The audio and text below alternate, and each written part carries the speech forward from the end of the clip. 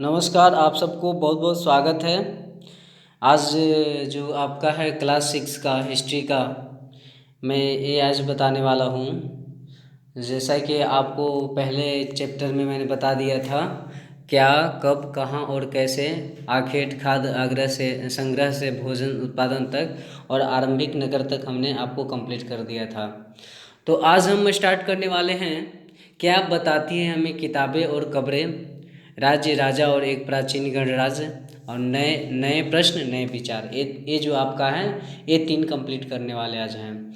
तो I hope आप लोग को बहुत अच्छा से इस ऑडियो समझ में आ रही हो। ऑडियो को सबसे पहले आप लोग डाउनलोड कीजिए और ऑडियो को डाउनलोड करने के बाद अच्छे से बिल्कुल सुनिए, बिल्कुल आपको समझ में आएगी, कोई भी प्रॉब्लम नहीं होगा। बहुत बहुत धन्यवाद। जैसा कि मैंने बोला था, क्या बताती है हमें किताबें और कब्रें, अध्याय जो 4 है आपका, वो मैं स्टार्ट करने वाला हूँ। तो क्या बताती हैं हमें किताबें और कब्रें। चलिए सबसे पहले चलते हैं पुस्तकालय में।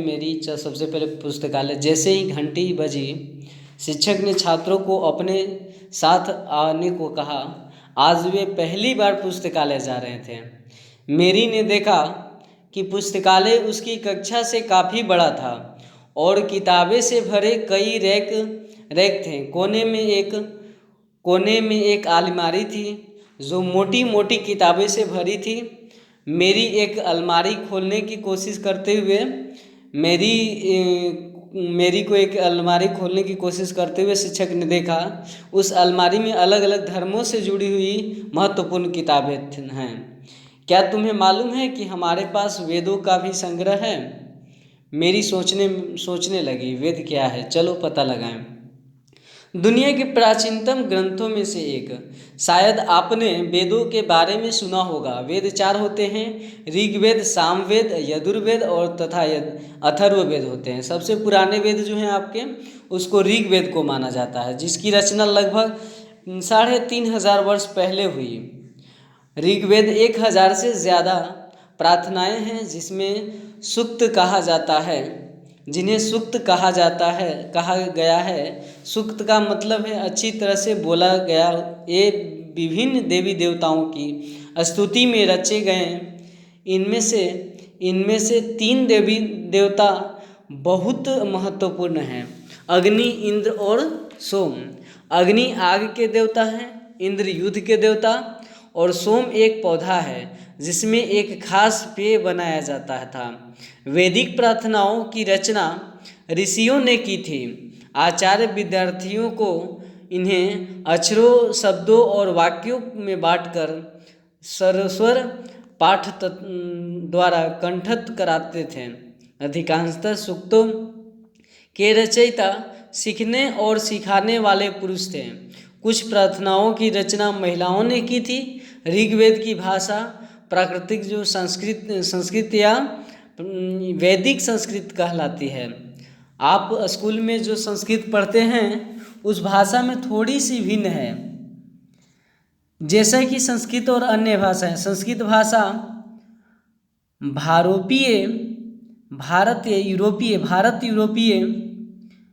भारत परिवार का हिस्सा है। भारत की कई भाषाएं असमिया, गुजराती, हिंदी, कश्मीरी, सिंधी, एशियाई भाषाएं जैसे फारसी तथा यूरोप की भी बहुत सी भाषाएं जैसे अंग्रेजी, फ्रांसीसी, जर्मनी, यूनानी, इतालवी, स्पेनिश आदि इस परिवार से जुड़ी हुई है। उन्हें एक भाषा परिवार इसीलिए कहा जाता है क्योंकि आरंभ में उनमें कई शब्द एक जैसे थे। उदाहरण के लिए मातृ संस्कृति माँ हिंदी और मदर अंग्रेजी में कहा जाता। देखिए, क्या आपने इनमें से कोई समानता नजर आती है? आपको समानता कोई नजर आती है? उपमहाद्वीप में दूसरे भाषा परिवारों की भाषाएं बोली जाती हैं। उदाहरण के लिए पूर्वोत्तर प्रदेशों में तिब्बत, बर्मा परिवार की भाषाएं बोली जाती है। तमिल, तेलुगु, कन्नड़ और मलयालम द्रविड़ भाषा परिवार की भाषाएं हैं। जबकि झारखंड और मध्य भारत में कई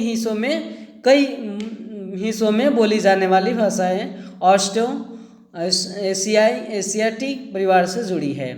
उन भाषाओं की सूची बनाइए जिनके बारे में आप सुन रखे हैं, उनके परिवारों की पहचानने की कोशिश कीजिए।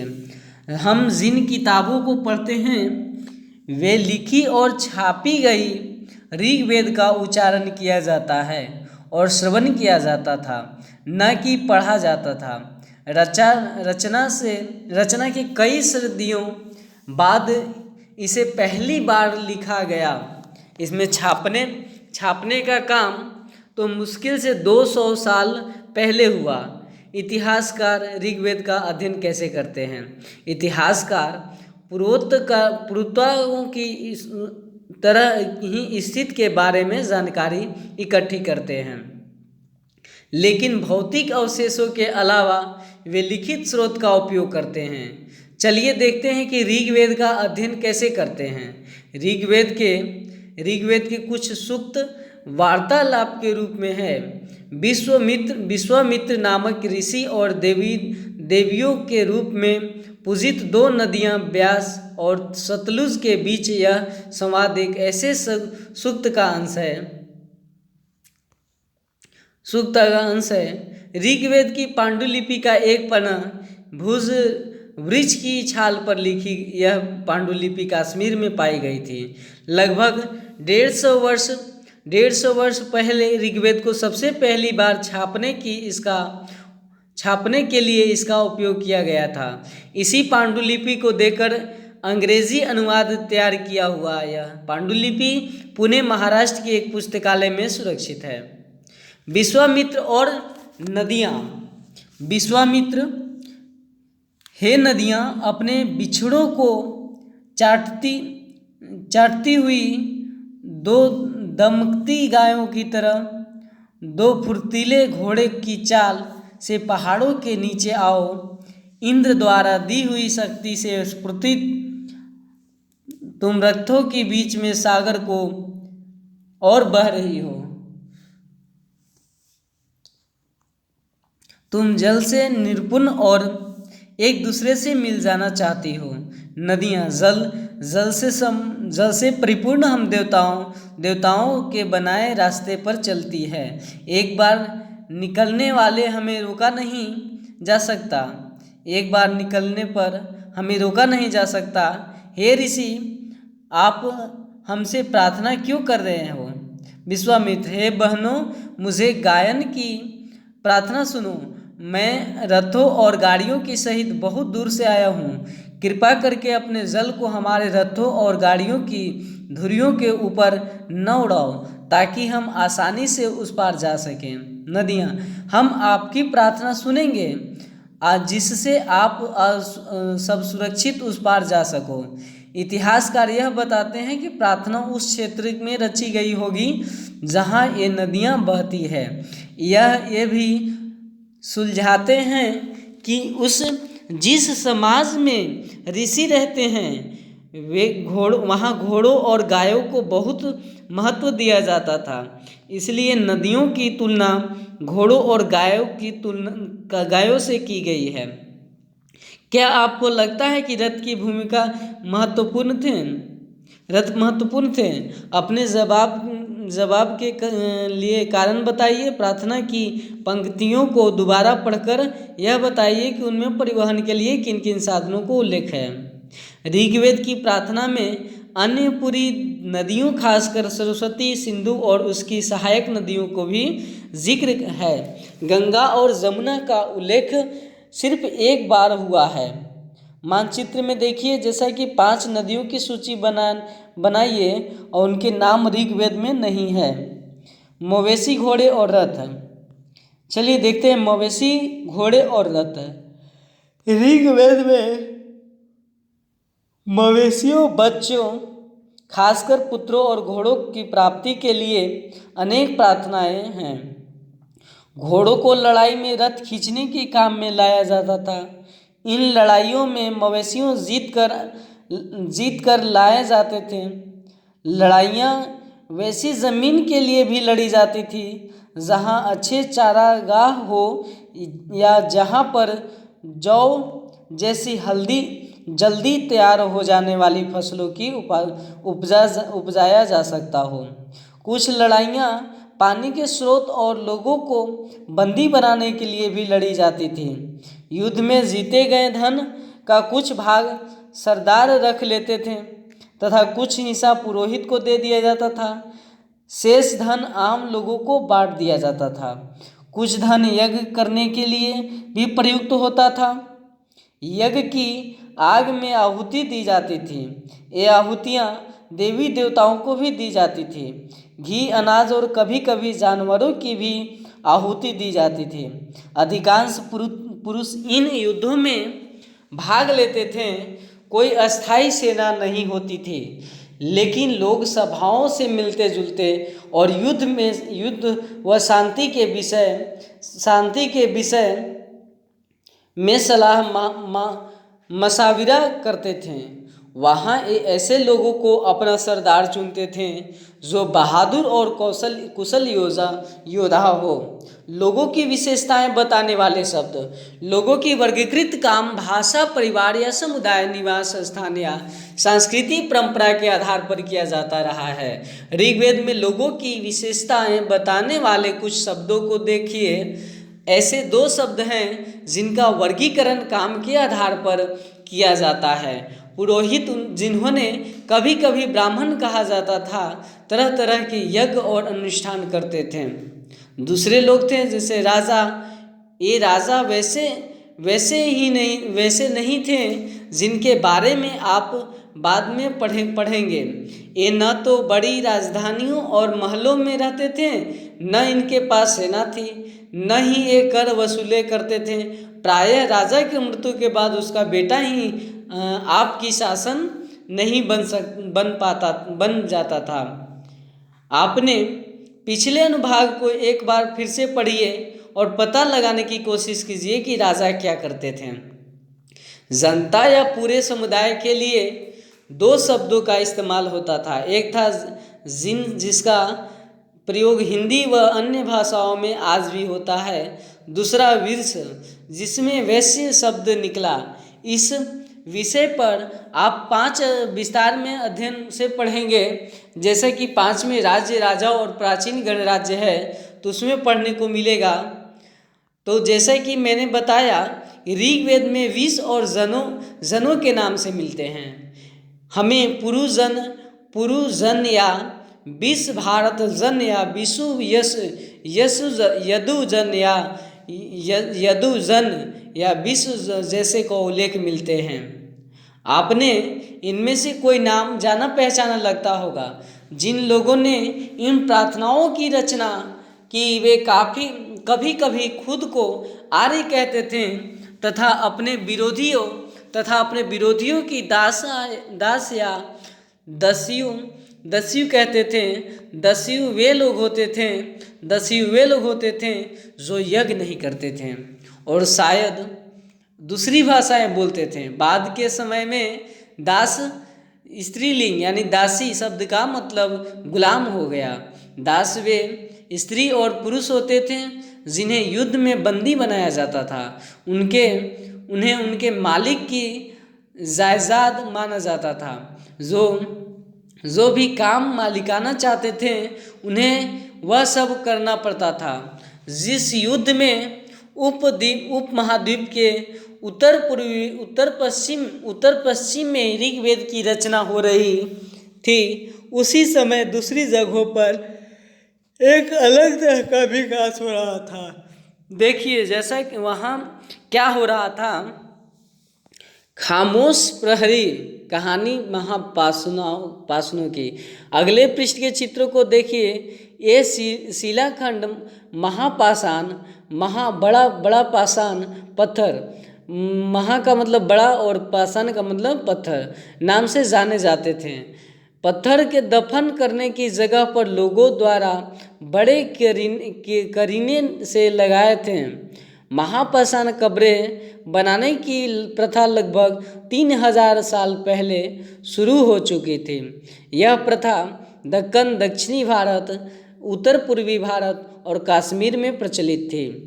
कुछ महत्वपूर्ण महापाषाण पूरा स्थल मानचित्र में देखिएगा कि कुछ महापाषाण ज़मीन के ऊपर ही दिए गए जाते थे, कुछ महापाषाण ज़मीन के भीतर भी होते थे।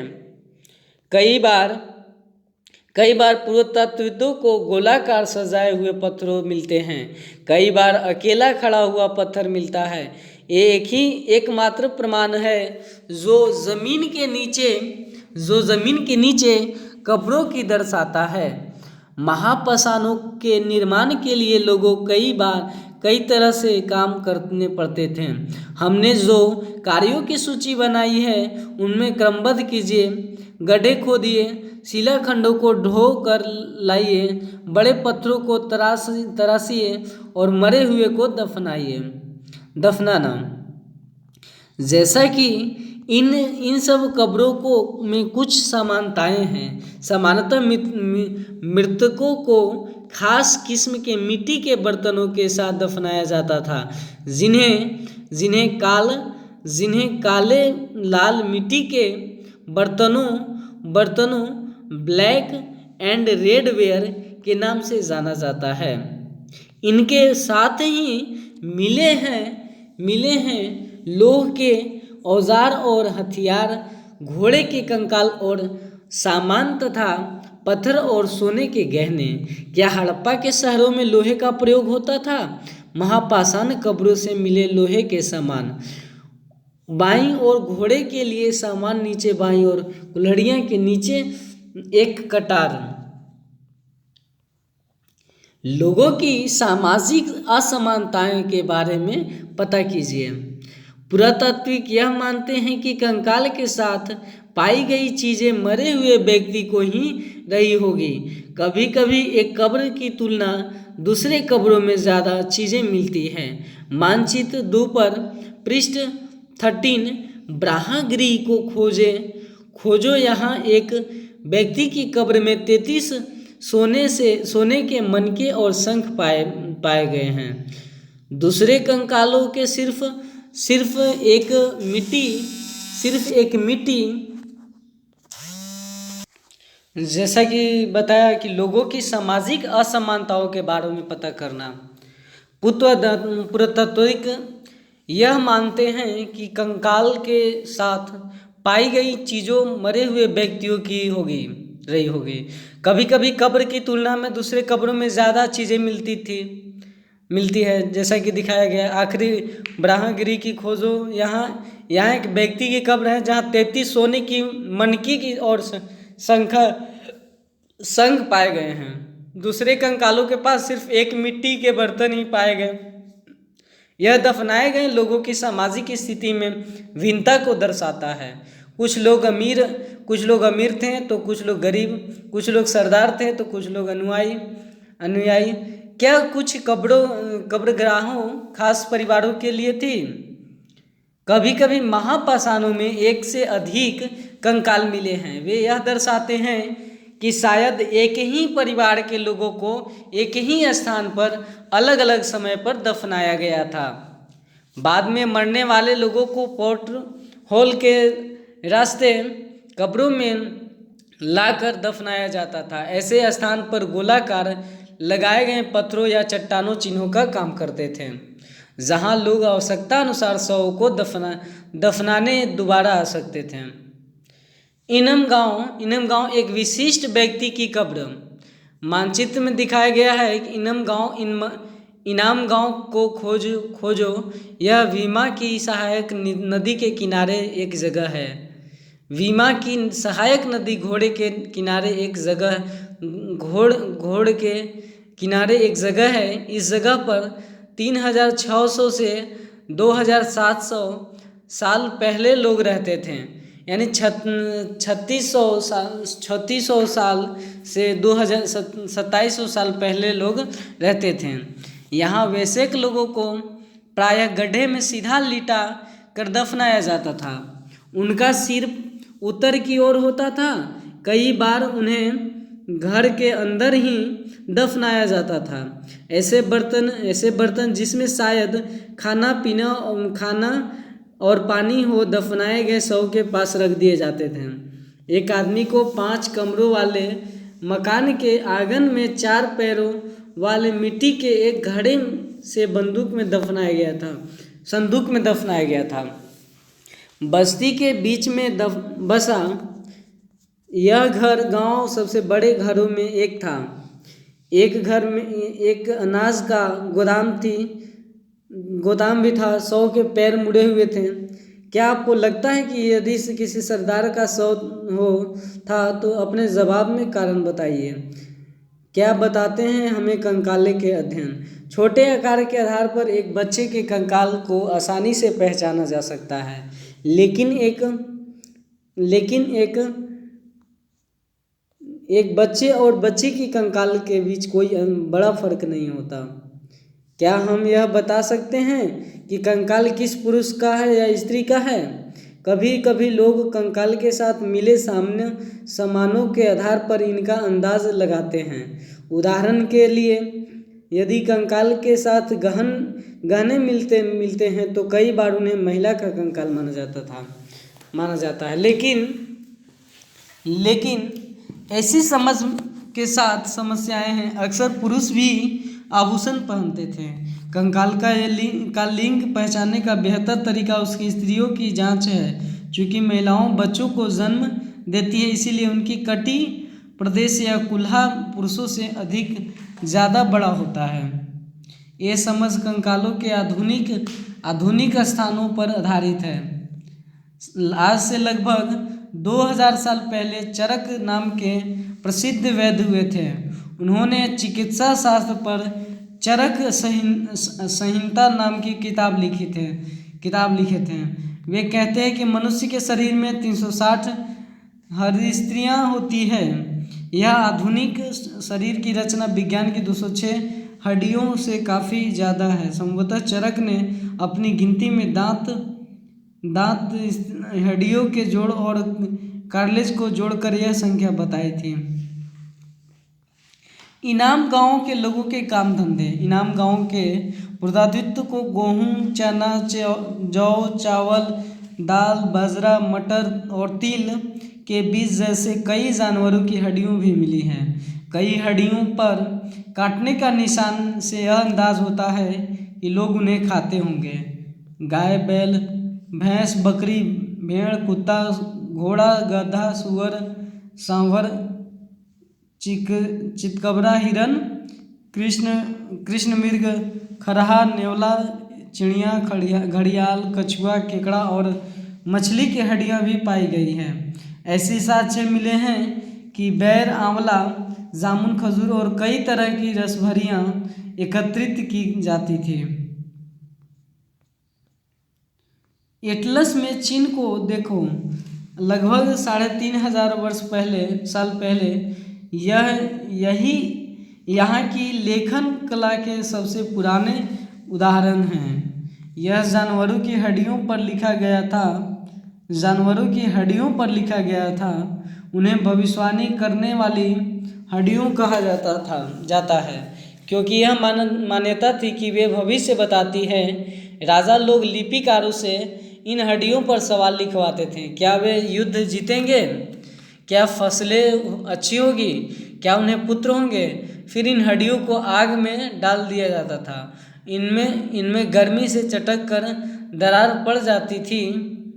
भविष्यतः इन दरारों को बड़े ध्यान से देखकर भविष्यवाणी करने की कोशिश करते थे। जैसा कि शायद आप भी सोच रहे होंगे कि भविष्यवक्ता कभी कभी गलती भी करते थे। ये राजा शहरों में महल बनाकर रहते थे। उन्होंने बेशुमार दौलत इकट्ठा कर लिए थे, जिनमें बड़े बड़े नक्काशी किए हुए कांसे के बर्तन शामिल थे, लेकिन वे लोहों का इस्तेमाल करना नहीं जानते थे। ऋग्वेद के राजा और इन राजाओं के बीच कोई एक फर्क बताइए। जैसा कि आप 3000 वर्ष पहले इन गांव में रहते तो पिछली रात सरदार की मृत्यु हो गई। आज आपके परिवार और माता पिता दफन की तैयारी कर रहे हैं, तो यह बताते सारे दृश्य के वर्णन कीजिए। अंतिम संस्कार के लिए कैसे भोजन तैयार किया जा सकता था, और आपको क्या लगता है कि खाने में क्या दिया जाएगा। जैसा कि मैंने बताया कि वेदों की रचना प्रारंभ में लगभग 3500 साल पहले हो चुका था। महापाषाणों के निर्माण की शुरुआत 3000 साल पहले हो चुका था। इन गांवों में कृषकों के निवासी 3600 से 2700 साल पहले हो चुका था। चरक लगभग 2000 साल पहले उन्होंने एक विद्वान थे जो कि किसके बारे में बताए थे, तो आपको जो शरीर है, शरीर के बारे में बताए थे। बहुत सारे उन्होंने एक बुक भी लिखा था अपना। तो जैसे कि मैंने बताया था क्या बताते हैं हमें किताबें और कपड़े, तो ये आपका कंप्लीट हो गया। इसके बाद जो है राज्य, राजा और एक प्राचीन गणराज्य, और इसके बाद जो है नए प्रश्न एवं विचार। तो जैसा कि मैंने बताया था कि आपको लेक्चर जो है 5, 4, 5 और 6 को एक बार में कंप्लीट करेंगे। जैसे 1, 2, 3 को एक बार में कंप्लीट किया, तो उसी तरह से इसको भी कंप्लीट किया जाएगा। राज्य, राजा और एक प्राचीन गण, जैसा कि मैंने बताया था राज्य, राजा और एक प्राचीन गणराज्य। तो इसमें देखिए हम लोग बहुत ही अच्छे से पढ़ेंगे कि क्या चुनाव का दिन कैसे, जब चुनाव का दिन जब आया, जब शंकर उठा तो उसने देखा कि उसके नाना नानी वोट डालने जा रहे थे। दरअसल वे चुनाव केंद्र पर सबसे पहले पहुंचना चाहते थे। शंकरन जानना चाहता था कि आखिर वे इतने उत्साहित क्यों थे। उसके नाना जी ने उसे जल्दी में समझाने की कोशिश किया और कहा कि आज हम अपने शासकों को चुनाव करने जा रहे हैं। कुछ लोग शासक कैसे बने? लगभग 50 वर्ष से हम अपने शासकों का चुनाव मतदान के जरिए करते आ रहे हैं, लेकिन बहुत पहले लोग शासक कैसे बनते थे? हमने अध्याय 4 में पढ़ा है कि कुछ राजा संभवतः जन यानी लोगों द्वारा चुने जाते थे, परंतु करीब 3000 साल पहले राजा बनने की इस प्रक्रिया में कुछ परिवर्तन दिखाई दिए। कुछ लोग बड़े बड़े यज्ञों को आयोजित कर राजा के रूप में प्रतिष्ठित हो गए। अश्वमेध यज्ञ एक ऐसा ही आयोजन था। इसमें एक घोड़े को राजा के लोगों की देख रेख में स्वतंत्र विचरण के लिए छोड़ दिया जाता था। इस घोड़े को किसी दूसरे राजा ने रोका तो उसे वहां अश्वमेध यज्ञ करने वाले राजा से लड़ाई करनी पड़ती थी। अगर उन्होंने घोड़े को जाने दिया तो इसका मतलब यह होता है कि अश्वमेध यज्ञ करने वाला राजा उनसे ज़्यादा शक्तिशाली है।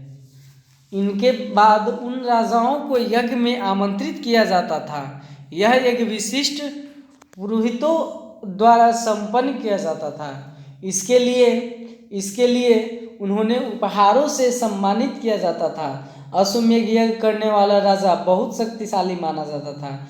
यज्ञ में आमंत्रित सभी राजा उनके लिए उपहार लाते थे। इन सभी आयोजनों में राजा का एक मुख्य स्थान होता था। उसे राज सिंहासन या बाघ की खाल के एक विशेष आसन पर बिठाया जाता था। युद्ध क्षेत्र में राजा का सारथी उसका सहचर होता था। यज्ञ के अवसर पर वह राजा की विजयों तथा यह गुणगानों का गान करता था। राजा के संगे संबंधी, खासकर उनकी रानियां तथा पुत्रों को भी कोई छोटे छोटे अनुष्ठान करने होते थे। अन्य सारे आमंत्रित राजाओं का काम सिर्फ बैठकर यज्ञ की पूरी प्रक्रिया को देखना भर था। राजा के ऊपर पुरोहित पवित्र जल के छिड़काव के साथ अन्य कई अनुष्ठान करता था।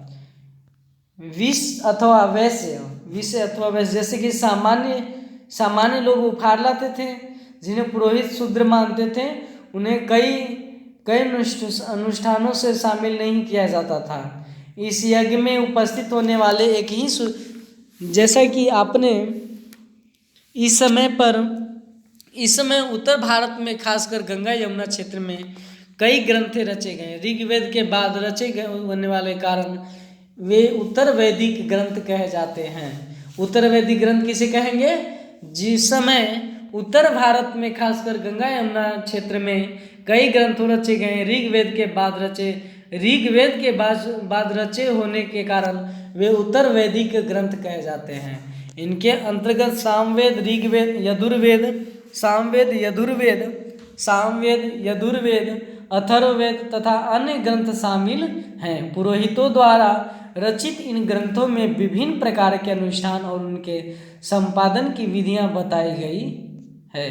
इनमें सामाजिक नियमों के बारे में भी बताया गया है। उस समय समाज में कई समूह थे जिनमें पुरोहित, योद्धा, कृषक, पशु पालक, व्यापारी, शिल्पकार, श्रमिक, मछली पकड़ने वाले तथा जंगल में रहने वाले लोग शामिल थे। जहाँ कुछ पुरोहित तथा योद्धा वैभवशाली थे, वहीं कुछ कृषक और व्यापारी भी धनवान थे। दूसरी ओर पशुपालक, शिल्पकार, श्रमिक, मछली पकड़ने वाले, शिकारी तथा भोजन संग्राहक निर्धन थे। पुरोहित ने लोगों को 4 वर्गों में विभाजित किया, जिन्हें वर्ण कहते हैं। उनके अनुसार प्रत्येक वर्ण के अलग अलग कार्य निर्धारित थे।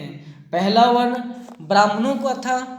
उनका काम वेदों का अध्ययन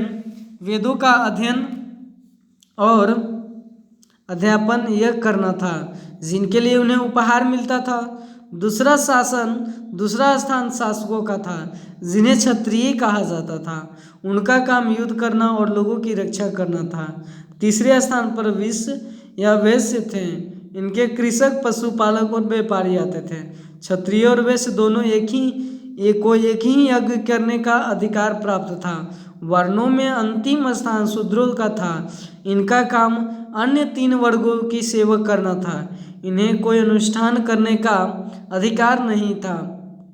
प्रायः औरतों को शूद्रों के समान माना गया।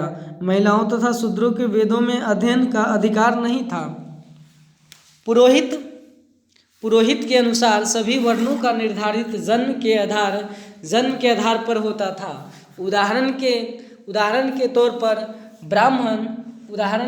पर ब्राह्मण माता पिता की संतान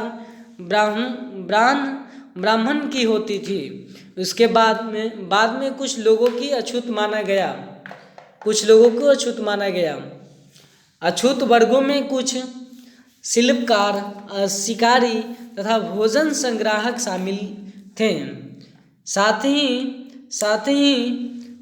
ही इनमें से वे लोग भी आते थे जो शवों को दफनाने या जलाने का काम करते थे। इन लोगों में संपर्क अपवित्र माना जाता था। कई लोगों ने ब्राह्मण द्वारा बनाई हुई इस वर्ण व्यवस्था को स्वीकार नहीं किया। कुछ राजा स्वयं को पुरोहित से श्रेष्ठ मानते थे। कुछ लोग जन्म के आधार पर वर्ण निर्धारण सही नहीं मानते थे। उसके अतिरिक्त कुछ लोग व्यवसाय के आधार पर लोगों के बीच भेदभाव उचित नहीं समझते थे, जबकि कुछ लोग चाहते थे कि अनुष्ठान सम्मान करने का अधिकार सबका हो। कई लोगों ने छुआछूत की आलोचना की। इस उपमहाद्वीप के पूर्वोत्तर क्षेत्र में जैसे कई इलाके में सामाजिक आर्थिक असमानता बहुत कम थी। यहाँ पुरोहित का प्रभाव भी बहुत सीमित था। लोगों ने वर्ण व्यवस्था का विरोध क्यों किया? चलिए अब समझते हैं जनपद क्या है। महायज्ञों को कराने वाले राजा अब जन के नाम से राजा न होकर जनपदों के राजा माने जाने लगे। जनपद का शाब्दिक अर्थ है जन के बसने की जगह होता। कुछ महत्वपूर्ण जन मानचित्र में दिखाए गए हैं। पुरातत्वविदों ने इन जनपदों की कई बस्तियों की खुदाई की है। दिल्ली में पुराना किला, उत्तर प्रदेश में मेरठ के पास हस्तिनापुर और एटा के पास अंतरजी खेड़ा इनमें प्रमुख है। खुदाई से पता चलता है कि लोग झोपड़ी में रहते थे और मवेशियों तथा अन्य जानवरों को पालते थे। वे चावल, गेहूं, धान, जौ, दालें, गन्ना, तिल तथा सरसों जैसी फसलें उगाते थे। लोग मिट्टी के बर्तन भी बनाते थे। इनमें से कुछ धूसर और कुछ लाल रंग के होते थे। इन पुरास्थलों में कुछ विशेष प्रकार के बर्तन मिले हैं जिन्हें चित्रित सुधर पात्र के रूप में जाना जाता है। जैसा कि इनके नाम से ही स्पष्ट है, इन बर्तनों पर चित्रकारी की गई है। ये आमतौर पर सरल रेखाओं तथा ज्यामितीय आकृति के रूप में हैं। महाजनपद क्या होता है? करीब 2500 साल पहले कुछ जनपद अधिक महत्वपूर्ण हो गए। उन्होंने महाजनपद कहा जाने लगा। जैसा कि आपको महाजनपद को दिखाया गया है, अधिकार महाजनपदों की राजधानी होती थी। कई राजधानी में किलेबंदी की गई थी, अर्थात उनके चारों ओर लकड़ी, ईंट या पत्थर की ऊंची दीवारें बनाई गई थी। ऐसा लगता है कि लोगों ने अन्य राजाओं के आक्रमण से डरकर अपनी सुरक्षा के लिए इन किलों का निर्माण किया। कुछ राजा अपनी राजधानी के चारों ओर विशाल, ऊंची और प्रभावशाली खड़ी पर अपनी समृद्धि, जैसे कि आपका था गंधार था, तक्षशिला था, अवंती हो गया, कौशल हो गया, कुरु हो गया, कौशल हो गया, महान गोदावरी, जैसे कि आपका उज्जैन हो गया, कावेरी, जैसा आपको सिंधु नदी हो गया, सतलुज नदी हो गया। तो इस तरह से महाजनपद और नगर थे और शक्ति का प्रदर्शन भी करते थे। इस तरह से किले के अंदर रहने वाले लोगों और उनके क्षेत्र पर नियंत्रण रखना भी सरल हो जाता होगा। इस तरह की विशाल दीवारें बनाने के लिए व्यापक योजनाएं की आवश्यकता थी और लाखों की संख्या में ईंटों तथा पत्थरों का इंतजाम करना पड़ता था। हजारों स्त्री, पुरुषों तथा बच्चों ने उसके लिए अथक परिश्रम किया होगा। इनके लिए संसाधनों की आवश्यकता पड़ती होगी। अब राजा सेना रखने लगे थे। सिपाहियों को नियमित वेतन देकर पूरे साल रखा जाता था। कुछ भुगतान संभवतः आहत सिक्कों के रूप में होता था। इन सिक्कों के बारे में आप अध्याय 8 में पढ़ेंगे। जब आप खुशहाल गांव और समृद्ध शहर के बारे में पढ़ेंगे तो आप इस सिक्कों के बारे में पढ़ेंगे। सिक्का कैसा होता था उसके बारे में पढ़ेंगे। कर क्या होता था? जैसे कि कर भी कुछ होते थे। महाजनपदों के राजा विशाल किले बनवाते थे और बड़ी सेना रखते थे, इसीलिए उन्हें प्रचुर संसाधनों की आवश्यकता होती थी। इनके लिए उन्हें कर्मचारियों की भी आवश्यकता होती थी। अतः महाजनों के राजा लोगों द्वारा समय समय पर लाए गए उपहारों पर निर्भर न रहकर अब नियमित रूप से कर वसूलने लगे। फसलों पर लगाए गए कर सबसे महत्वपूर्ण थे, क्योंकि अधिकांश लोग कृषक ही थे। प्रायः उपज का 1/6वां भाग हिस्सा करके कुछ लोग निर्धारित किया जाता था, जिसे भाग कहा जाता था। जैसे 1/6 यानी कि जैसे आपका 36 रुपये का है तो उसमें से 36 में 6 से डिवाइड करने के बाद 6 यानी कि 6 दे करके आपको, यानी कि आपको 30% आपको रखना है और 6% उसको देना है। ऐसा करके उसे 1/6 भाग उसको निर्धारित किया गया था कि उसे देना पड़ता है। कर के तौर पे दिया जाता था। कारीगरों के ऊपर भी कर लगाए गए जो प्रायः श्रम के रूप में चुकाए जाते थे। जैसे कि एक बुनकर, लोहार, सुनार को एक राजा के लिए महीने में एक दिन काम करना पड़ता था। पशुपालकों को जानवरों या उनके उत्पाद के रूप में कर देना पड़ता था। व्यापारियों को सामान खरीदने बेचने पर भी कर देना पड़ता था। आखेटों तथा संग्राहकों को जंगल से प्राप्त हुए वस्तुएं देनी होती थी। कृषि के परिवर्तन। इस युग में कृषि के क्षेत्र में दो बड़े परिवर्तन आए। हल के फाल अब लोहे के बनने लगे। अब कठोर जमीन को लकड़ी के फसल की तुलना में लोहे की फाल से आसानी से जोता जा सकता था। इसमें फसलों की उपज बढ़ गई।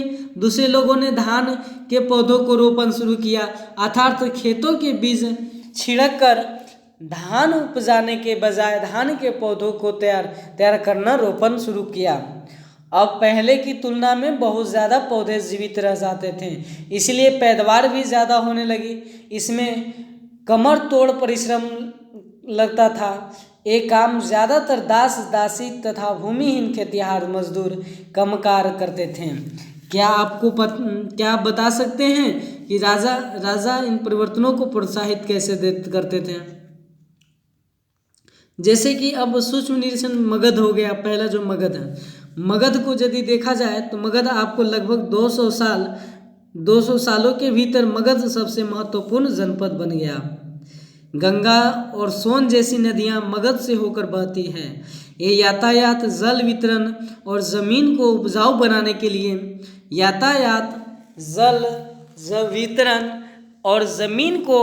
ज़मीन को उपजाऊ बनाने के लिए बहुत महत्वपूर्ण थी। मगध का एक हिस्सा जंगलों से भरा था। इन जंगलों में रहने वाले हाथियों को पकड़कर और उन्हें परिचित कर सेना के काम में लाया जाता था। यही नहीं, जंगलों से घर, गाड़ियाँ तथा रथ बनाने के लिए लकड़ी मिलती थी। उसके अलावा इस क्षेत्र में लोहे ऐसे खदाने हैं, मजबूत औजार और हथियार बनाने के लिए बहुत उपयोगी थे। मगध में दो बहुत ही शक्तिशाली शासक बिशमसार तथा अजातशत्रु हुए। उन जनपदों के जीतने के लिए ये संवत साधन अपनाते थे। महाजनपद एक और महत्वपूर्ण शासक थे। उन्होंने अपने नियंत्रण का क्षेत्र में इन उपमहाद्वीप के उत्तर पश्चिमी भाग का फैसला लिया था। बिहार में राजगृह को आधुनिक में उसको राजगीर कहा जाता है। कई साल तक मगध की राजधानी बनी रही। बाद में पाटलिपुत्र यानी कि पटना को राजधानी बनाया गया। 2300 साल पहले से ही बात है कि मेसिडोसिया का राजा सिकंदर विश्व विजय करना चाहता था। पूरी तरह फसल न होने पर भी वह मिस्र और पश्चिमी एशिया के कुछ राज्यों को जीतता हुआ भारतीय महाद्वीपों में ब्यास नदी के किनारे तक पहुंच गया। जब उसने मगध की ओर कूच करना चाहा तो उसके सिपाहियों ने इनकार कर दिया। वे इस बात से भयभीत थे कि भारत के शासकों के पास पैदल रथ और हाथियों की बहुत बड़ी सेना थी। अब देखते हैं वजीज। जैसा कि आपने ऊपर पढ़ा कि मगध एक शक्तिशाली राज्य बन गया था और उनके नज़दीकी विज राज्य था। राजधानी वैशाली था। वैशाली बिहार में पड़ता था।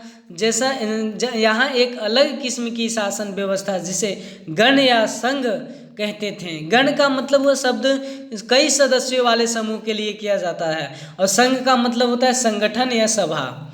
तो गण और संघ को समझ लीजिए। गण शब्द का होता है कई सदस्यों वाले समूह को कहा जाता है। संघ आपका गण कहा जाता है और संगठन या सभा को संघ कहा जाता है। गण या संघ में कई शासन होते थे। कभी कभी लोग एक शासन करते थे जिसमें से प्रत्येक व्यक्ति राजा कहलाता था। ये सभी राजा विभिन्न अनुष्ठानों को एक साथ संपन्न करते थे। ये सभाओं में बैठकर ये बातचीत, बहस और वाद विवाद के जरिए तय करते थे कि क्या करना है। और किस तरह करना है। शत्रुओं के आक्रमण से निपटने के लिए वे मिलकर चर्चाएं करते थे। स्त्रियों, दास तथा कमकार इन सभाओं में हिस्सा नहीं ले सकते थे। बुद्ध तथा महावीर, जिनके बारे में आप अध्याय 6 में पढ़िएगा कि दोनों ही गण या संघ से संबंधित थे। बौद्ध साहित्य में संघ के जीवन बहुत ही सजीव वर्णन मिलता है। वजी संघ का यह वर्णन दिग निकाय से लिया गया है। दिग निकाय एक प्रसिद्ध बौद्ध ग्रंथ है जिसमें बौद्ध के कई व्याख्यान दिए गए हैं। इनमें करीब 2300 साल पहले लिखा गया था। 2300 साल पहले लिखा गया था। अजातशत्रु और वणिज संघ। अजातशत्रु वणिज संघ पर आक्रमण करना चाहते थे। उन्होंने मंत्री वस्कार को बुद्ध के पास सलाह के लिए भेजा। बुद्ध ने उनसे पूछा कि क्या वजी सभाएं नियमित रूप से होती हैं तथा उनमें से सभी उपस्थित होते हैं। जब उन्होंने पता चला कि ऐसा होता है तो उन्होंने कहा कि वजीवासी तब तक उन्नति करते रहेंगे जब तक वे संपूर्ण नियमित सभाएं करते रहेंगे, आपस में मिलजुल कर काम करते रहेंगे, पारंपरिक नियमों को पालन करते रहेंगे, बड़ों का समान समर्थन और उनकी बातों पर ध्यान देते रहेंगे, विज महिलाओं के साथ जोर जबरदस्ती नहीं करेंगे और उन्हें बंधक नहीं बनाएंगे, शहरों तथा गांवों में चैत्यों का रखरखाव करेंगे, विभिन्न मतावलंबी संतों का सम्मान करेंगे और उनके आने जाने का पर कोई रोक नहीं लगाएंगे। जैसा कि कई शक्तिशाली राजा इन संघों को जीतना चाहते थे, इसके बावजूद उनका राज्य अब से लगभग 1500 साल पहले तक चलता रहा। उनके बाद गुप्त शासकों ने गण और संघ पर विजय प्राप्त कर उनके अपने राज्यों में शामिल कर लिया। इनके बाद में आप अध्याय 10 में पढ़ेंगे नए साम्राज्य और राज्य, तो उसके बारे में जानेंगे। अन्यत्र अपने एटलस में यूनान और एथेंस को ढूंढिए। लगभग 2500 साल पहले एथेंस के लोगों ने एक शासन व्यवस्था की स्थापना की थी जिसे प्रजातंत्र या गणतंत्र कहते हैं। यह व्यवस्था लगभग 200 साल पहले तक चली। इसमें 30 साल से ऊपर के उन सभी पुरुषों को पूर्ण नागरिकता प्राप्त थी जो दास नहीं थे। वहाँ एक सभा थी जो महत्वपूर्ण विषयों पर निर्णय लेने के लिए साल भर में कम से कम 40 बार बुलाई जाती थी। इस सभा में सभी नागरिक भाग ले सकते थे। शासन के कई पदों पर नियुक्तियां लॉटरियों द्वारा की जाती थी। सभी नागरिकों को सेना और नौसेना में अपनी सेवाएं देनी होती थी। औरतों को नागरिक का दर्जा नहीं मिलता था। व्यापारियों तथा शिल्पकारों के रूप में एथेंस में रहने वाले और काम करने वाले बहुत से विदेशियों को भी नागरिक अधिकार नहीं मिलते थे। एथेंस में खदानों, खेतों, घरों और कार्यशालाओं में काम कर रहे दासों को भी नागरिक अधिकार नहीं मिलते थे। क्या देखिए, जैसे कि आप बताइए, आपसे महाजनपद का राजा जो बताया गया था कि नए शासक जो लगभग जो है 3000 साल पहले बन चुका था नए शासन। अब महाजनपद जो है 3000 साल पहले, जैसा सिकंदर का आक्रमण, दिग्निकाय का लेखन लगभग 2300 साल पहले, गण या संघ राज्यों का अंत लगभग 1500 साल पहले हो चुका था। तो जैसा कि मैंने बताया था, राज्य, राजा और एक प्राचीन गणराज्य इसके बारे में बताया गया था। अब जो नेक्स्ट है, इसके बाद जो नए प्रश्न एवं विचार, तो नए प्रश्न एवं विचार को देखेंगे। नए प्रश्न एवं विचार अध्याय जो 6 है, जैसे कि मैंने आपको बताया था, ये ऑडियो लंबी हो सकती है, तो इस ऑडियो को डाउनलोड करें और ऑडियो को अच्छा से सुने। क्या बताती है हमें किताबें और खबरें, राज्य, राजा और एक प्राचीन गणराज्य। और अब जो पढ़ने वाले नए प्रश्न एवं विचार। तो देखिए, जैसा कि नए प्रश्न एवं नए विचार। अनघा नकली सैर पर। देखिए, जैसे कि अनघा आज पहली बार अपने विद्यालयों की ओर से सैर पर जा रही थी। इसके लिए उसने देर रात पुणे जो है महाराष्ट्र में है, वे से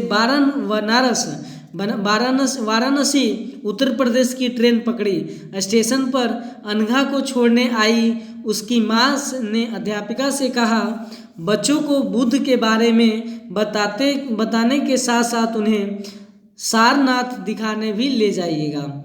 बुद्ध की कहानी। देखिए, बुद्ध की जो कहानी है कौन नहीं जानता है। बौद्ध धर्म के संस्थापक सिद्धार्थ थे, उन्होंने गौतम के नाम से भी जाना जाता था। उनका जन्म लगभग 2500 वर्ष पूर्व हुआ था।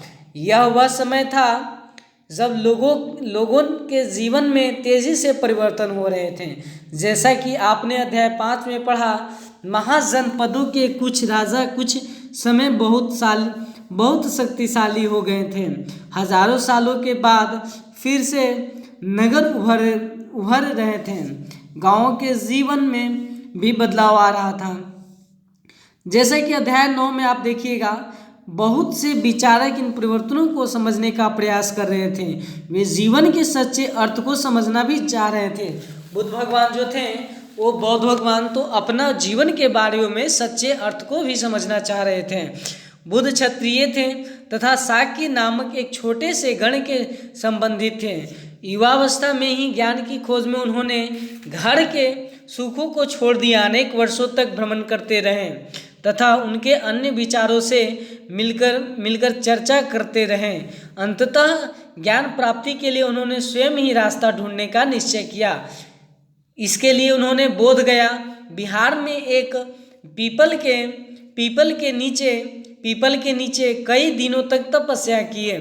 अंततः उन्हें ज्ञान प्राप्त हुआ। इसके बाद से वे बुद्ध के रूप में जाने गए। वहाँ से वाराणसी के निकटतम सारनाथ गए, जहाँ उन्होंने पहली बार उपदेश दिया।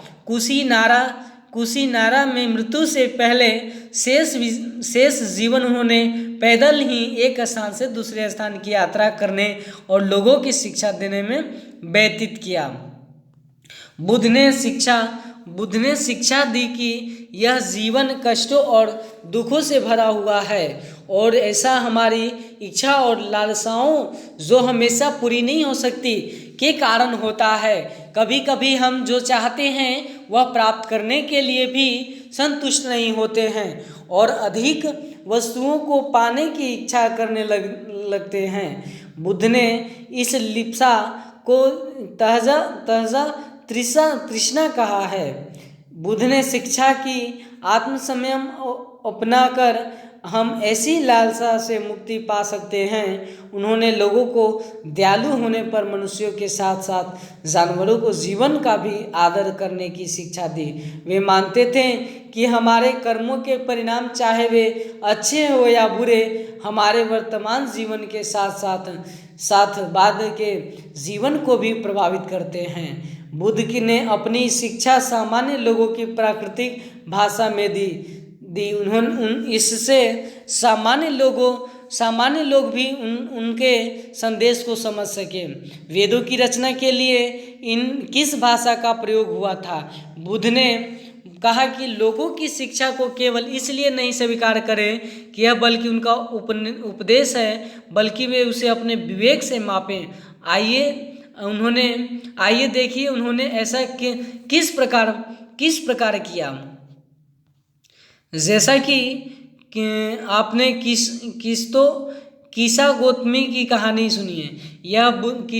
कीसा गौतमी की कहानी सुनिए। यह बुद्ध के विषय में एक प्रसिद्ध कहानी है। इस समय की बात है, कीसा गौतमी नामक एक स्त्री का पुत्र मर गया था। इस बात से वह इतनी दुखी हुई कि वह अपने बच्चे को गोद में लेकर नगर की सड़कों पर घूम घूम कर लोगों को प्रार्थना करने लगी कि कोई उसके पुत्र को जीवित कर दे। एक भला व्यक्ति उसे बुद्ध के पास ले गया। बुद्ध ने कहा, मुझे एक मुट्ठी सरसों के बीज ला कर दो, मैं तुम्हारे पुत्र को जीवित कर दूंगा। कीसा तो गौतमी बहुत प्रसन्न हुई, पर जैसे ही वह बीज लाने के लिए जाने लगी तभी बुद्ध ने उसे रोका और कहा, ये बीज एक ऐसे घर से मांग लाओ जहाँ किसी की मृत्यु न हुई हो। कीसो गई एक दरवाजे से दूसरे दरवाजे गई। वहाँ जहाँ भी गई उसने पाया कि हर घर में किसी न किसी को पिता माता बहन भाई पति पत्नी बच्चे चाचा चाची दादा दादी या मृत्यु हुई थी। वह बहुत बुद्ध दुखी माँ को क्या शिक्षा देने का प्रयास कर रहे थे। वो ये बताना चाह रहे हैं कि एक दिन सभी को जाना है, ऐसा वे बताना चाह रहे थे। उपनिषद जिस समय बुद्ध उपदेश दे रहे थे उस समय या उससे भी थोड़ा पहले दूसरे अन्य चिंतक भी कठिन प्रश्नों का उत्तर ढूंढने का प्रयास कर रहे थे। उनमें से कुछ मृत्यु के बाद के जीवन के बारे में जानना चाहते थे, जबकि अन्य यज्ञों की उपयोगिता के बारे में जानने का उत्सुक थे। इनमें से अधिकांश चिंतकों को यह मानना था कि इस विश्व में कुछ ऐसा तो होता है जो कि अस्थायी है और जो मृत्यु के बाद भी बचा रहता है। उन्होंने इसका वर्णन आत्मा तथा ब्रह्मा अथवा सार्वभौम आत्मा के रूप में किया है। वे मानते थे कि अंततः आत्मा तथा ब्रह्म एक ही है। ऐसे कई विचारों का संकलन उपनिषदों में हुआ है। उपनिषद उत्तर वैदिक ग्रंथों का हिस्सा थे। उपनिषद का शाब्दिक अर्थ है गुरु के समीप बैठना। इन ग्रंथों ने अध्यापकों और विद्यार्थियों के बीच बातचीत का संकलन किया गया है। प्रायः ये विचार सामान्यतः वार्तालाप के रूप में प्रस्तुत किए गए हैं। भारतीय दर्शन की 6 पद्धति। सदियों से भारत द्वारा सत्य की बौद्धिक खोज की प्रतिनिधित्व दर्शन की 6 शाखाओं ने किया। वे वैश्विक न्याय, सांख्य, योग, पूर्व मीमांसा और वेदांत या उत्तर मीमांसा के रूप में जाने जाते हैं। दर्शन की इन 6 पद्धतियों की स्थापना क्रमशः ऋषि कनद, गौतम, कपिल, पतंजलि, जैमिनी और व्यास द्वारा की गई है मानी जाती हैं, जो भी अपने में बौद्धिक चर्चा को दिशा देते हैं। जर्मन मूल के ब्रिटिश भारतविद फ्रेडरिक मैक्समुलर के अनुसार दर्शन की 6 शाखाओं का विकास कई पीढ़ियों के दौरान व्यक्तिगत विचारों का योगदान से हुआ। यद्यपि ये एक दूसरे से भिन्न दिखाई देते थे, तथापि सत्य की इनकी समझ में आधारभूत तालमेल दिखता है। बुद्धिमान भिखारी। देखिए एक कहानी है।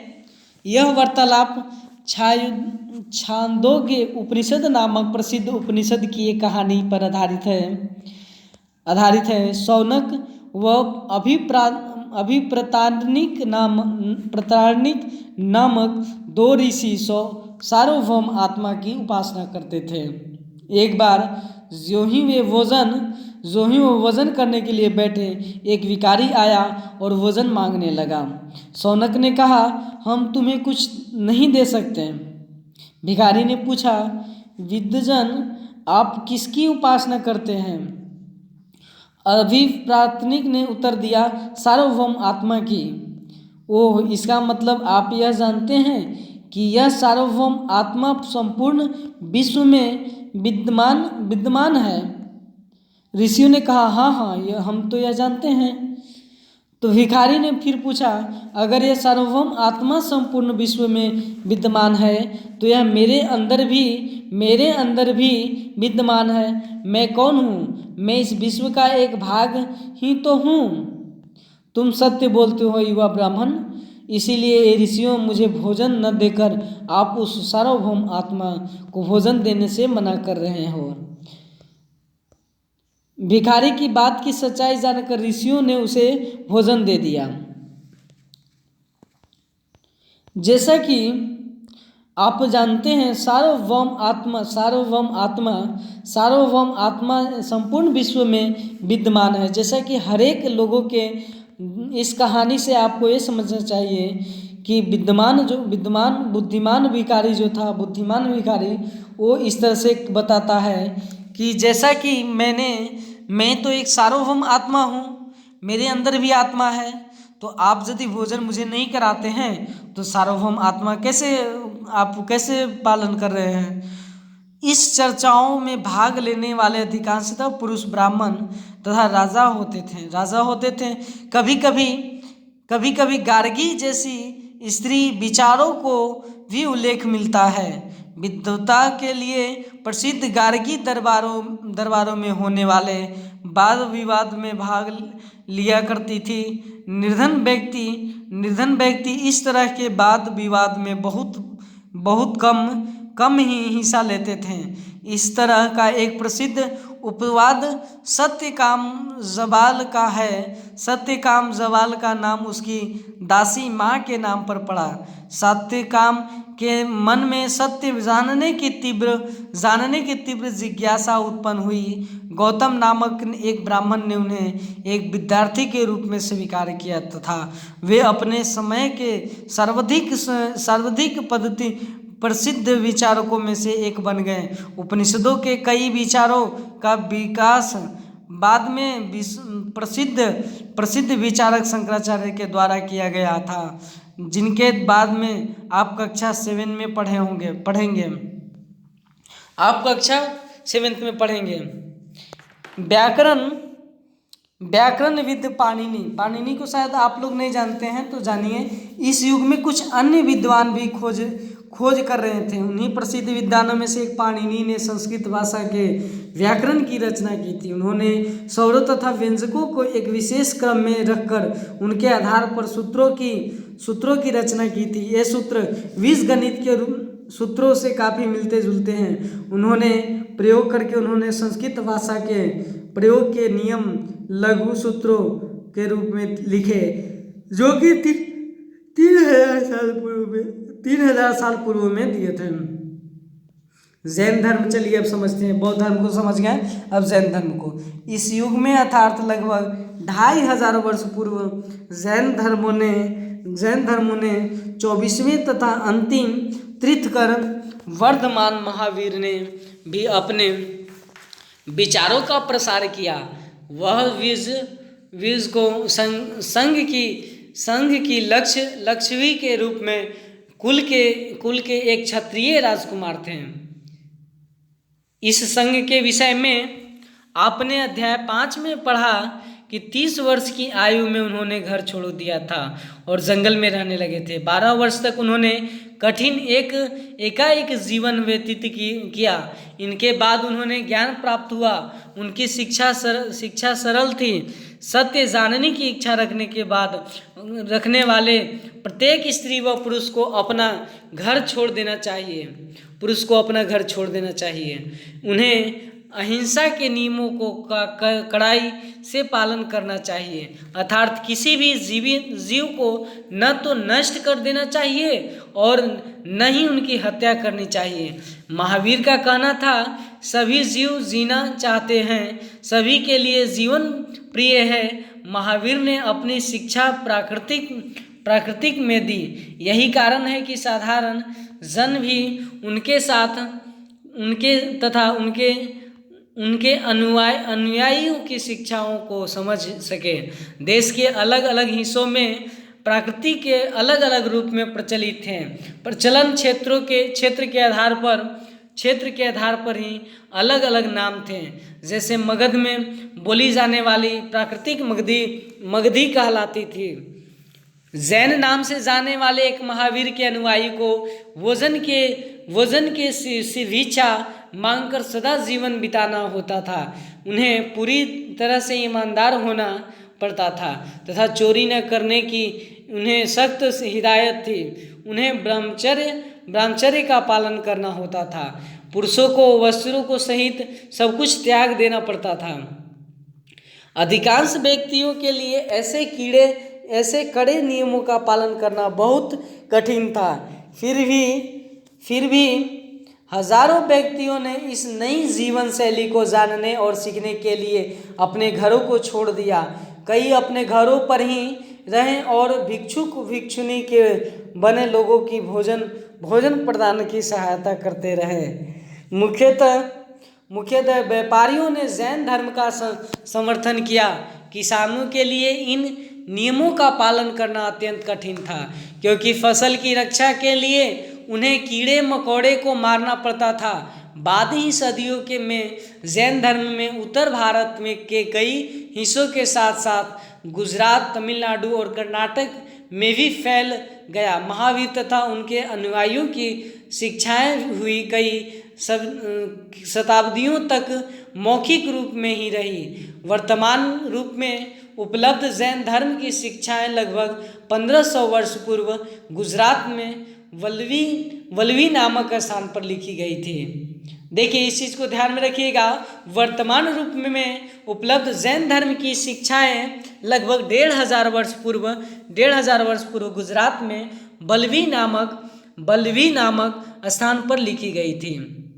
संघ देखिए, महावीर तथा बुद्ध दोनों ही मानना था कि घर को त्याग करने पर ही सच्चे ज्ञान की प्राप्ति हो सकती है। ऐसे लोगों के लिए उन्होंने संघ नामक संगठन बनाया, जहां घर का त्याग करने वाले लोग एक साथ रह सकें। संघ में रहने वाले बौद्ध भिक्षुओं के लिए बनाए गए नियमों विनय पिटक नामक ग्रंथ में मिलते हैं। विनय पिटक से हमें यह पता चलता है कि संघ में पुरुषों और स्त्रियों में रहने की अलग अलग व्यवस्था थी। सभी व्यक्ति संघ में प्रवेश ले सकते थे। हालांकि संघ में प्रवेश के लिए बच्चों को अपने माता पिता के दासों को अपनी स्वामी से, राजा के यहाँ काम करने वाले लोगों को राजा से तथा कर्जदारों को अपने देनदारों की अनुमति लेनी होती थी। एक स्त्री को उनके लिए अपने पति की अनुमति लेनी होती थी। संघ में प्रवेश लेने वाले स्त्री पुरुष बहुत ज़्यादा जीवन जीते थे। वे अपना अधिकांश जीवन ध्यान करने में बिताते और दिन के एक निश्चित समय में वे शहरों तथा गांव में जाकर भिक्षा मांगते थे। यही कारण है कि उन्हें भिक्षु तथा भिक्षुणी, साधु भिखारी के लिए प्राकृतिक शब्द है। भिखारी के प्राकृतिक शब्द जो है साधु का भिक्षुणी कहा गया था। वे आम लोगों को भिक्षा देते थे और साथ ही एक दूसरे की सहायता भी करते थे। किसी तरह की आपसी लड़ाई का निपटारा करने के लिए वे प्रायः बैठक भी किया करते थे। संघ में प्रवेश लेने वाले ब्राह्मण, क्षत्रिय, व्यापारी, मजदूर, नाई, गणिकाय तथा दास शामिल थे। इनमें से कई लोगों ने बुद्ध की शिक्षाओं के विषय में लिखा था तथा कुछ लोगों ने संघ में अपने जीवन के विषय में सुंदर कविताएं की रचना की थी। आपने पिछले अध्याय में वर्णित संघ के बीच की भिन्नताएं, कोई समानताएं दिखती है। पहाड़ी को काटकर बनाई गई गुफाएं, यह कार्ल वर्तमान महाराष्ट्र में स्थित एक गुफा है। भिक्षुणी के एक शरण स्थल में रहकर ध्यान किया करते थे। जैन शब्द जिन शब्द से निकला है, जिनका अर्थ होता है विजेता। महावीर के लिए जिन शब्द का प्रयोग किया हुआ। जैसे जैन का मतलब होता है जिन, जिन का मतलब होता है शब्द से निकलता है जिसका अर्थ है विजेता, विजेता को ही जैन कहा जाता है। जैसा कि अब आते हैं विहार। जैन तथा बौद्ध भिक्षुक पूरे साल एक स्थान से दूसरे स्थान घूमते हुए उपदेश दिया करते थे। केवल वर्षा ऋतु में जब यात्रा करना कठिन हो जाता था तो वे एक स्थान पर ही निवास करते थे। ऐसे समय वे अपने अनुयायियों द्वारा उद्यानों में बनाए गए अस्थायी निवासों में अथवा पहाड़ी क्षेत्रों की प्राकृतिक गुफाओं में रहते थे। जैसे जैसे समय बीतता गया भिक्षुनियों ने स्वयं तथा उनके समर्थकों ने अधिक अस्थायी शरण स्थलों की आवश्यकता का अनुभव किया तथा कई शरण स्थल बनाए गए जिन्हें विहार कहा गया। आरंभिक विहार लकड़ी के बनाए गए तथा बाद में इनके निर्माण में ईंटों का प्रयोग होने लगी। पश्चिमी भारत में विशेषकर कुछ विहार पहाड़ियों को खोदकर बनाए गए। एक बौद्ध ग्रंथ से ज्ञात होता है, जिस तरह महासागरों से मिलने पर नदियों की अलग अलग पहचान समाप्त हो जाती है, ठीक उसी तरह बुद्ध को अनुयायियों जब भिक्षुकों की श्रेणी में प्रवेश करते हैं तो वे अपना वर्ण, श्रेणी और परिवार सब त्याग देते हैं। प्रायः किसी धनी व्यापारी, राजा अथवा भूस्वामी द्वारा दान में दी गई भूमि पर विहार का निर्माण होता था। स्थानीय व्यक्ति भिक्षुनियों के लिए भोजन, वस्त्र तथा दवाइयाँ लेकर आते थे, जिनके बदले ये भिक्षुक और भिक्षुनी लोगों की शिक्षा देते थे। आगे आने वाले शताब्दियों में बौद्ध धर्म उप महाद्वीप के विभिन्न हिस्सों के साथ साथ बाहरी क्षेत्रों में भी फैल गया। अध्याय 9 में आप इनके बारे में और अधिक से पढ़िएगा। आश्रम व्यवस्था कैसी थी? जैन तथा बौद्ध धर्म जिस समय लोकप्रिय हो रहे थे, लगभग उसी समय ब्राह्मणों ने एक आश्रम व्यवस्था का विकास किया। यहाँ आश्रम शब्द का तात्पर्य लोगों द्वारा रहने तथा ध्यान करने के लिए प्रयोग में आने वाले स्थान से नहीं है, बल्कि इनका तात्पर्य जीवन के एक चरण से है। ब्रह्मचर्य, गृहस्थ, वानप्रस्थ तथा संन्यास नामक 4 आश्रमों की व्यवस्था की गई। ब्रह्मचर्य की अंतर्गत ब्राह्मण, क्षत्रिय तथा वैश्य से यह अपेक्षा की जाती थी कि चरण के दौरान वे सदा जीवन बिताकर वेदों का अध्ययन करेंगे। गृहस्थ आश्रम के अंतर्गत उन्हें विवाह एक गृहस्थ के रूप में रहना होता था।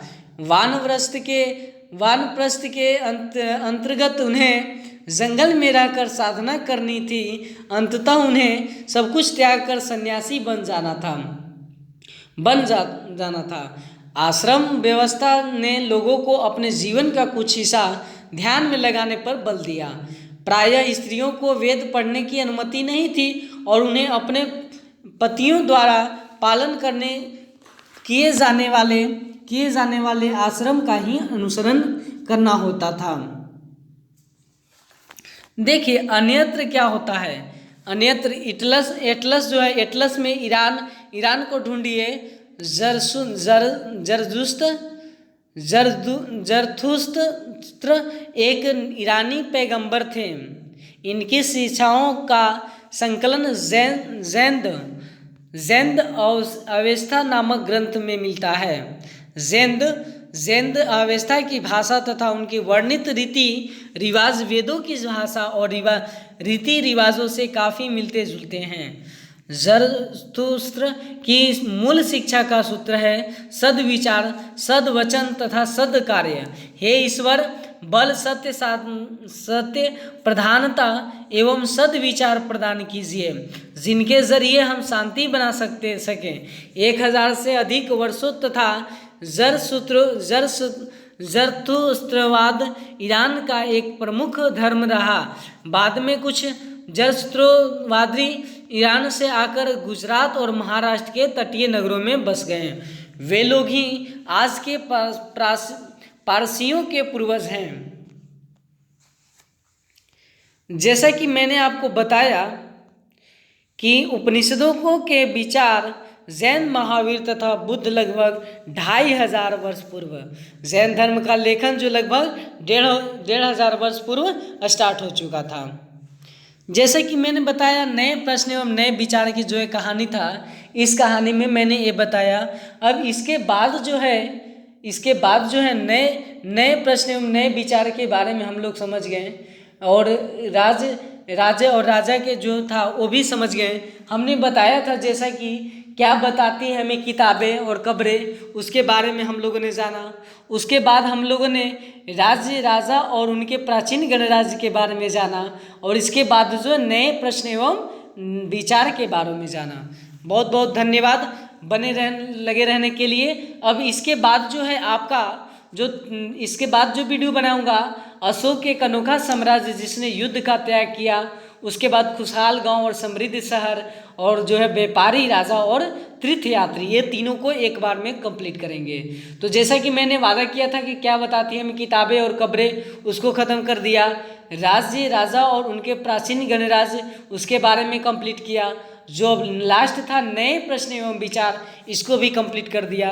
तो जैसा कि मैंने आपको बताया था कि इस तरह से नए प्रश्न एवं नए विचार का जो कहानी था, तो बुद्ध की कहानी इसमें था, उसके बाद उपनिषद की कहानी था, उसके बाद जो जैन धर्म की कहानी थी, और उसके बाद संघ बताया गया, विहार के बारे में बताया गया, और आपका ये जो था यही कहानी यहीं पे ख़त्म होता है।